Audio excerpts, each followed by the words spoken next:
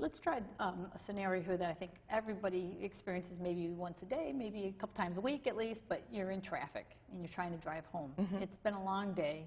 You're kind of tired. You had a long day at work. You know, you're on your way home and there's just traffic. And it's hard. Sometimes it's hard to be positive. Maybe you're hungry. Maybe you wish, you know, it's tired of traffic. It gets you home late. You're going to miss the news or whatever the case may be. So in your mind, you're just, you know, it's just getting worse and worse.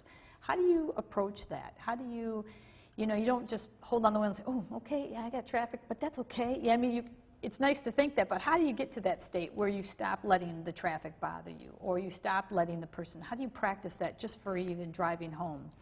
Well, one, we can prepare ahead of time because we know pretty darn well that what we're going to be like.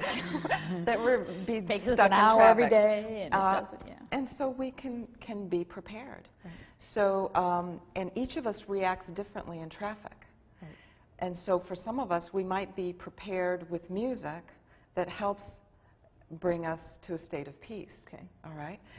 Some of us, it might be that we make a phone call to someone that we love, or maybe we use that time to connect with our loved ones or people that help us to feel good about ourselves. So you're kind of taking advantage of the long ride, maybe. Maybe we take the time to learn, and so we have tapes or things like that that we can put in, and then we're putting ourselves to be in a position of learning.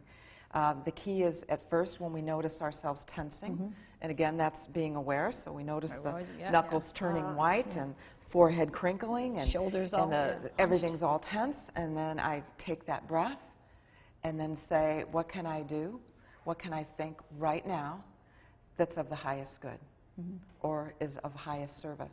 To me, when we're talking about practicing new thoughts, because there are many, many, many new thoughts that we could choose to have that bring us in a great place. And there's the book, you know, step-by-step process of all kinds of things, of discovering what we want and what we truly want to be thinking.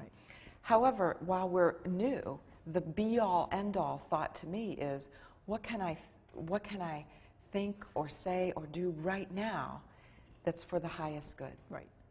And that highest good could be the relationship, it could be my health, it could be anything.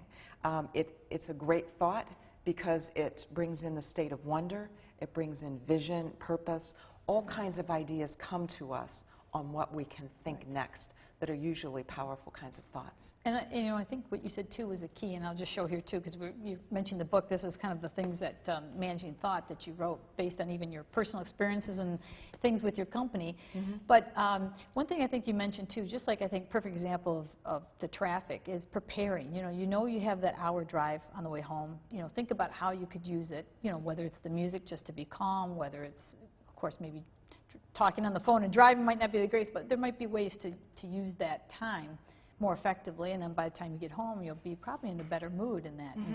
Now, is there things, if people are preparing in the morning, let's say, as you said, they're getting ready, taking a shower, blow drying their hair, just getting dressed, to set themselves up for a positive day, thinking about, you know, what could I do today to make it more of a better day? Maybe it's, hey, maybe treat myself, I go out for lunch, or maybe it's to walk across the street and get a coffee mid-morning. You know, what are some things that maybe people might be able to do to kind of set themselves up for a positive day? Okay. Well, I mentioned earlier that the thoughts that work for us and that are very powerful for us are thoughts that are of peace, happiness, thankfulness, thoughts of vision, purpose, and possibility. So keep those in front of us. Those are the kind. Now, we're all different, and we don't, there's no reason for us to, in the morning, have every one of those kinds of thoughts. We can choose which ones happen to work for us. So thoughts of thankfulness, I find, bring us into an incredibly powerful state.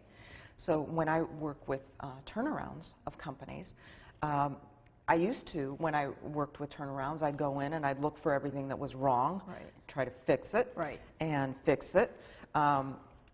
When I changed, so that when I looked to see what was right, what was the vision, what were we thankful for, and build from there, the turnarounds were like that. Amazing. So thankfulness thoughts are phenomenal. So first thing in the morning, if I stop to think, what am I thankful for?